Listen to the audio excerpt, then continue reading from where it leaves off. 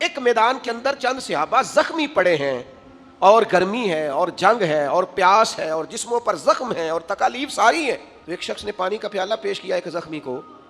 सोच कौमी है, दुख सुख साझे हैं, मिजाज में वहदत है, तबीयत एक दूसरे के बारे में सोचती है, दिल दूसरों के लिए धड़कता है। उस कैफियत में भी वहां लेटे हुए भी सहरा में जख्मों से चूर चूर पानी का प्याला करीब किया जाता है। तो वो शख्स कहते हैं मेरे अंदर हौसला है, सब्र है और मेरे जख्म भी थोड़े हैं, मैं बर्दाश्त कर लूंगा।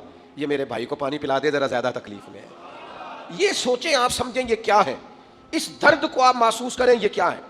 ये जब तक यहाँ तो एक दुकानदार के साथ दूसरे की दुकान पड़ जाए तो वो कहता है मेरी तो शायद रोजी ये ना ले जाए कहीं माज़अल्लाह। सोचे इतनी घुटन वाली होती है। कौमी वहदत पैदा करें, एक दूसरे का दर्द महसूस करें, एक दूसरे के बारे में थोड़ा सोचें।